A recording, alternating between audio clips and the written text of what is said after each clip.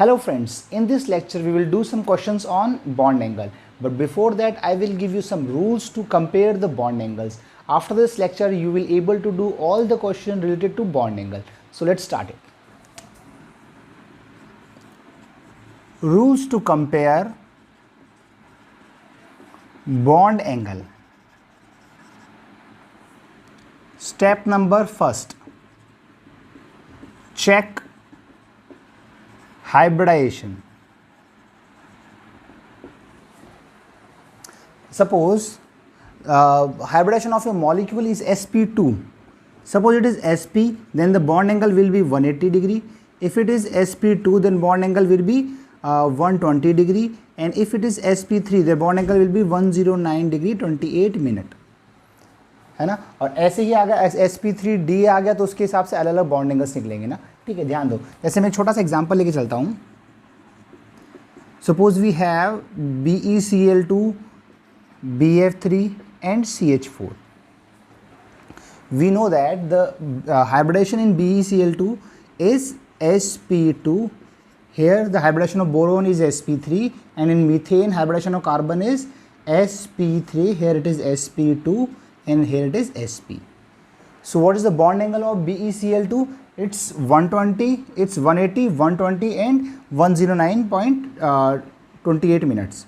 So the bond angle order will be BeCl2, then BF3, then CH4. तो जब भी आपके पास एग्जाम में क्वेश्चन आएगा, then first of all you have to check the hybridization. But in some cases the hybridization will be of all the molecules will be same. So in that case you have to go on step number 2. Step number 2. If hybridization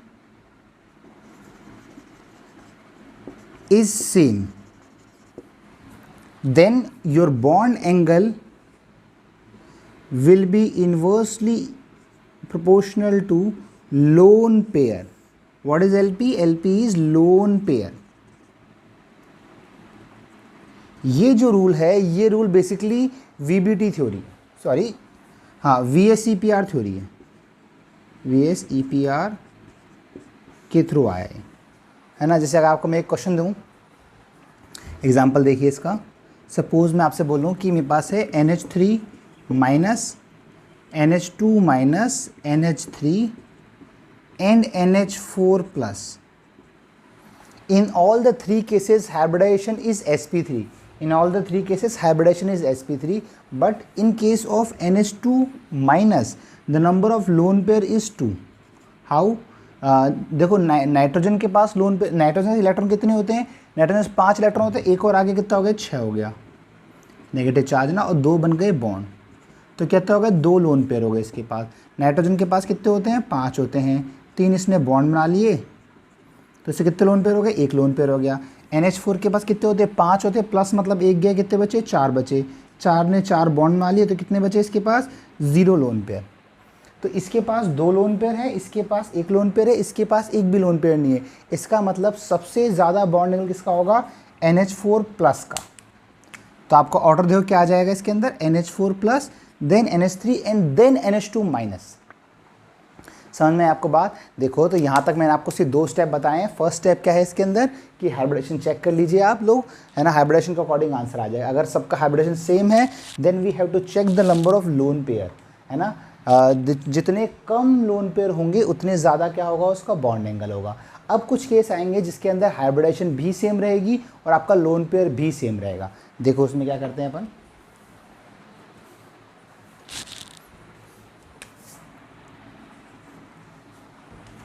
step number 3. If अगर आपके पास hybridization and lone pair both are same, अगर दोनों same हो जाते हैं तो इस केस इसमें 2 केस बनते हैं, है ना. तो इसमें अपन पढ़ेंगे केस नंबर फर्स्ट. अगर केस फर्स्ट बोलूं तो इसमें है कि सराउंडिंग एटम जो है, surrounding atom same but centre atom different. अगर सराउंडिंग एटम सेम है और सेंटर एटम डिफरेंट है तो इस केस में आपका जो बॉन्ड एंगल होगा वो directly proportional to electronegativity of centre atom होगा। Ca है सेंटर एटम, Sa है सराउंडिंग एटम। समझ में ये बात आपको? फॉर एग्जाम्पल, जैसे इसका मैं एग्जाम्पल लेता हूँ एक। जैसे अगर मैंने बोला मान लो कि NH3 PH3 ASH3 है ना। देखो अब इसके अंदर मुझे बताओ कि सराउंडिंग एटम तो हाइड्रोजन है, सब में सेम है। अब सेंटर एटम जो है वो कौन सा है? यहाँ पे नाइट्रोजन, फॉस्फोरस और आर्सेनिक। सबसे ज़्यादा बॉन्ड किसका, सबसे ज़्यादा इलेक्ट्रॉनेगेटिविटी किसकी होती है? नाइट्रोजन की। तो क्या आंसर आ जाएगा? पहले N फिर P फिर S, because they all the three are belongs to same group and on going down the group electronegativity decreases. तो इसमें क्या होगा? पहले NH3 आएगा, फिर PH3 आएगा, फिर क्या आएगा इसमें? ASH3 आएगा। यहाँ तो बात समझ में है आपको? अब देखो लास्ट केस, अगर मैं बोलूँ केस नंबर 2 की बात करें इसके अंदर, तो क्या बोलेंगे अपन कि सराउंडिंग एटम इफ़, इस बार क्या हुआ कि सेंटर एटम तो सेम है but if surrounding atom is different, तो इसमें जो बॉन्ड एंगल होता है वो directly proportional to size of surrounding atom होगा। फॉर एग्जाम्पल, ऐसा अगर मैं बोलूँ आपको PCl3 बोला, PBr3 बोला और PI3 बोला, देखो in all the three cases the centre atom is same which is phosphorus and the surrounding atom is different which is chlorine, bromine और हियर इट इज आयोडीन। अब देखिए टॉप टू बॉटम जाने पे size क्या होता है? बढ़ता है। इसका मतलब साइज़ बढ़ेगा तो bond angle will also increase. तो आपका क्या आंसर आ जाएगा?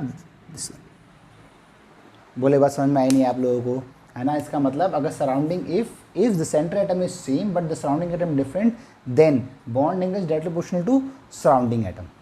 Is it clear to you? अब देखो इसके बाद में, अब इसमें 2 एक्सेप्शंस हैं जो आपको ध्यान रखने ना।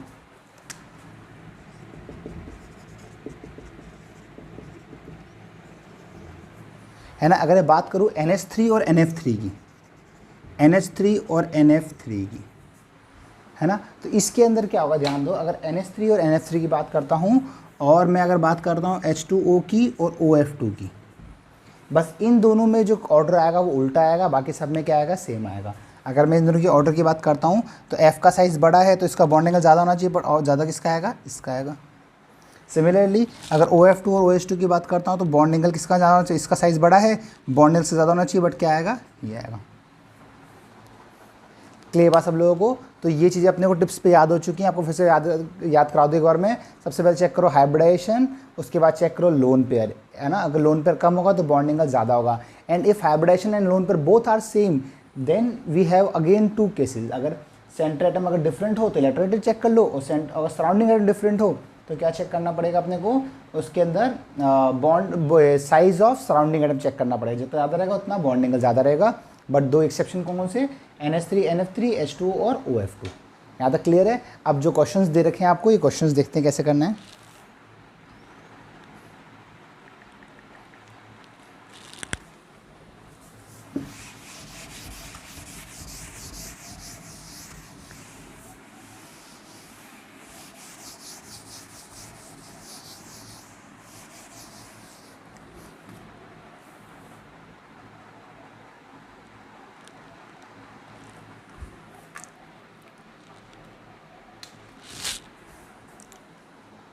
देखिए अब ये क्वेश्चंस करते हैं। फर्स्ट देखिए, फर्स्ट इसने बोला है कि CH4 और C2H4 और C2H2। तो मुझे पता है इसमें ये तो sp3 हाइब्रिडाइज्ड है, ये sp2 है और ये sp है। तो sp का बॉन्ड एंगल 180, फिर 120 और फिर 109 डिग्री 28 मिनट। तो आप ऑप्शन कौन सा आ जाएगा? ये फर्स्ट वाला आ जाएगा। ठीक है। सेकंड देखिए इसके अंदर H2O NH3 CH4 and CO2। अगर मैं बात करूँ H2O की, NH3 की, CH4 की एंड CO2 की। ठीक है। अब देखो इसमें चेक करो, पहले सबसे पहले मैंने क्या था, फर्स्ट चेक करना है हाइब्रिडाइजेशन।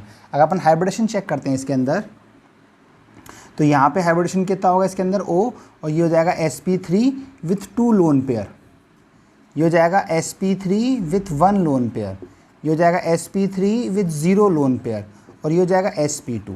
देखो तो हाइब्रिडेशन की वजह से सबसे पहले तो कौन सा आ जाएगा, CO2 आ जाएगा। ठीक है, अब इन सबको चेक करेंगे तो मैंने क्या कहा था, अगर हाइब्रिडेशन सेम हो तो लोन पेयर जितने कम होंगे तो बॉन्ड एंगल ज़्यादा होगा। तो फिर कौन सा है, CH4 फिर NH3 फिर H2। Is it clear to you? Next देखो, इसके बाद ये सब इंक्रीजिंग ऑर्डर में दे रखे, अपन एक्सप्लेन कर रहे हैं इनको ना। नेक्स्ट देखो, नेक्स्ट है H2O NH3, ये तो क्लियर है, CH4 ठीक है, और BH3 ये भी सेम का सेम है। देखो ये तीनों तो सेम का से ऊपर वाले ही हैं, और ये जो होगा इसमें क्या होगा, ये sp2 हाइब्रिडाइज्ड है, here it is sp hybridised ना। CO2 जो होता है ये sp हाइब्रिडाइज्ड होता है, ये BH3 sp2 होता है। तो कौन सा आ जाएगा अपने पास, ये 180 डिग्री सेल्सियस और ये कितना, सॉरी 180 डिग्री पे रहेगा, और ये कितना रहेगा 120 डिग्री पे रहेगा। ठीक है, बहुत सही। अब आ जाओ फोर्थ ऑप्शन पे। फोर्थ देखो, फोर्थ थोड़ा अच्छा है, इंपॉर्टेंट है। एक है NO2 minus NO2 and the last one is NO2 plus, है ना। अब अपन चेक करेंगे इन सबकी हाइब्रिडाइजेशन। देखो अगर मैं नाइट्रोजन की बात करूँ, नाइट्रोजन के आउटरमोस्ट शेल में कितने इलेक्ट्रॉन होते हैं, 5 होते हैं। नेगेटिव एक चार्ज हो रहा है तो कितने हो गए, 6 हो गए, है ना। तो यहाँ पे क्या हो जाएगा, इसका हाइब्रिडेशन क्या आ जाएगी अपने पास, ये हो जाएगा 3 हो जाएगा, तो ये sp2 हाइब्रिडाइज आ जाएगा। अगर यहाँ चेक करो, यहाँ पे कितना आएगा, यहाँ पर भी ये रहेगा, इसका भी हाइब्रिडेशन क्या आएगा, इसका भी हाइब्रिडेशन sp2 आएगा, क्योंकि अपने को स्टेरिक नंबर के अंदर ये ऑड इलेक्ट्रॉन भी काउंट करना पड़ेगा, because the surrounding atoms electronegativity is more than the centre atoms electronegativity. देखो हाइब्रिडेशन के अंदर क्या होता है, स्टेरिक नंबर निकालते हैं। स्टेरिक नंबर क्या होता है, number of lone pair plus number of sigma bonds होता है। But in case of odd electron को कभी काउंट करते हैं, कभी काउंट नहीं करते। काउंट कब करते हैं, जब उसके अंदर सराउंडिंग एटम जो होता है वो मोर इलेक्ट्रोनेगेटिव अगर होगा तो काउंट करेंगे। तो यहाँ oxygen is more electronegative than nitrogen, so we have to count this odd electron. तो कितने हो जाएंगे, स्टेरिक नंबर 1 2 3 हो जाएगा। 3 स्टेरिक नंबर होगा तो ये भी क्या हो जाएगा, sp2 हाइब्रिडाइज्ड हो जाएगा ना। लास्ट देखो ये हो जाएगा, इसे प्लस मतलब टोटल 5 इलेक्ट्रॉन, प्लस मतलब 2 जा चुके, कितने बचे, 2 बचे हैं, एक O यहाँ पे, एक O यहाँ पे, ये आ गया प्लस, तो ये हो जाएगा sp हाइब्रिड। सबसे ये हो जाएगा। अब इन दोनों को चेक करोगे तो इसमें क्या लोन पेयर आ गया है, तो लोन पेयर रिपल्शन ज़्यादा लगाएगा तो उसका बॉन्ड एंगल ज़्यादा छोटा कर देगा, है ना। देखो ये ऐसे नहीं है तो कैसे एग्जैक्टली, ये ऐसे एग्जैक्टली लोन पेयर, अभी लोन पेयर तो ज़्यादा बॉन्ड, ज़्यादा स्ट्रेन लगाएगा, और क्या होगा, according to VSEPR theory lone pair bond pair repulsion is more, तो यहाँ पे क्या हो जाएगा, बॉन्ड एंगल छोटा हो जाएगा। तो क्या हो जाएगा, ऑप्शन ऐसे आ जाएगा। समझ में आई ये बात आपको? नेक्स्ट देखो इसके बाद में,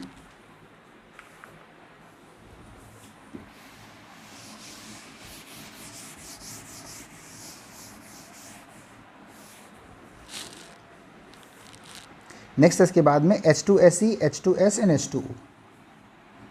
फटाफट से सोचिए कौन से वाले केस की बात चल रही है, H2SE H2S एंड H2O। देखिए अब मैंने बताया कि हाइब्रिडेशन चेक करोगे, सबका हाइब्रिडेशन सेम है, सबके अंदर 2 लोन पेयर हैं। इसका मतलब ये भी जो है sp3 हाइब्रिडाइजेशन 2 लोन पेयर, ये भी sp3 हाइब्रिडाइजेशन 2 लोन पेयर, ये भी sp3 हाइब्रिडाइजेशन 2 लोन पेयर, है ना। यहाँ पे हाइब्रिडेशन कैसे निकालना है वो मैं आपको नहीं बता रहा हूँ, मैं समझ रहा हूँ कि वो आपने पहले पढ़ रखा है, ठीक है। अब इसका मतलब क्या हो गया, दोनों के फर्स्ट जो 2 स्टेप हैं वो दोनों ही कैंसिल हो चुके हैं। अब आ गए थर्ड स्टेप पे। अब चेक करो, देखो सेंटर एटम सेम है, surrounding atom different, surrounding atom same है, सेंटर एटम डिफरेंट है, तो आपका बॉन्ड एंगल जो था वो डायरेक्टली प्रोपोर्शनल टू था इलेक्ट्रोनेगेटिविटी ऑफ सेंटर एटम, ठीक है। अब बताओ क्या आंसर आएगा। सबसे पहले यहाँ पे अपन बोलेंगे हाँ, तो सबसे पहले इलेक्ट्रॉनिक ज़्यादा किसकी होती है, H2O ऑक्सीजन की, फिर सल्फर की, फिर Ac की, तो क्या हो जाएगा, समझ में आया सबको बात यहाँ तक, ठीक है। नेक्स्ट देखिए इसके बाद में, नेक्स्ट भी सेम है, AsH3 PH3 एंड NH3, ठीक है। अब बताओ सबसे ज़्यादा इलेक्ट्रोनेगेटिव कौन है इसके अंदर, नाइट्रोजन है, पहले नाइट्रोजन फ्री, इन सब के अंदर sp3 हाइब्रिडाइजेशन है, sp3 हाइब्रिडाइजेशन है और 1 लोन पेयर है सब में, ये भी sp3 1 lone pair, sp3 1 lone pair. तब हमने ये वाला स्टेप चेक किया है ना, नेक्स्ट वाला, ठीक है। नेक्स्ट आ गया अपने पास pf3 pcl3 pbr3 pi3, ये तो मैंने कराया भी आपको भी, PF3, PCl3, PBr3 and PI3। ठीक है, अब मुझे बताओ सबसे ज़्यादा इलेक्ट्रोनेगेटिव जब सेंटर एटम सेम हो चुका है तो सर चेक करना है सराउंडिंग की साइज़ चेक करते हैं। अब सर की साइज़ की है, इसकी है ये, समझ में आया, ईजी है बिल्कुल। नेक्स्ट देखो, नेक्स्ट है NF3 एंड NCl3।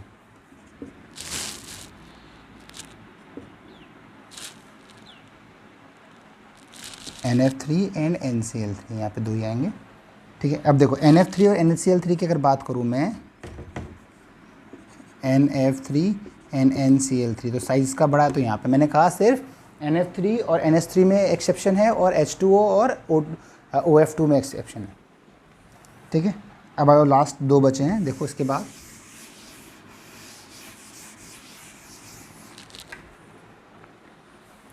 नेक्स्ट देखिए 9 देखिए, यह आ जाएगा NF3 NH3 NCl3। ठीक है, अब देखो मैंने आपको कहा था अगर इन दोनों को चेक किया जाए तो मैंने कहा था ये एक्सेप्शनल चीज़ है। तो एक्सेप्शनल चीज़ है तो क्या कहा था मैंने कि NF3 NH3 में से NH3 का ज़्यादा रहता है ना। पर अगर मैं बात करूँ NF3 और NCl3 से, तो NF3 और NCl3 में किसका ज़्यादा है, NCl3 का, क्योंकि इसका साइज़ बड़ा है तो ये इसका ज़्यादा रहेगा और इसका इतना ज़्यादा रहेगा कि NH3 से भी ज़्यादा हो जाएगा।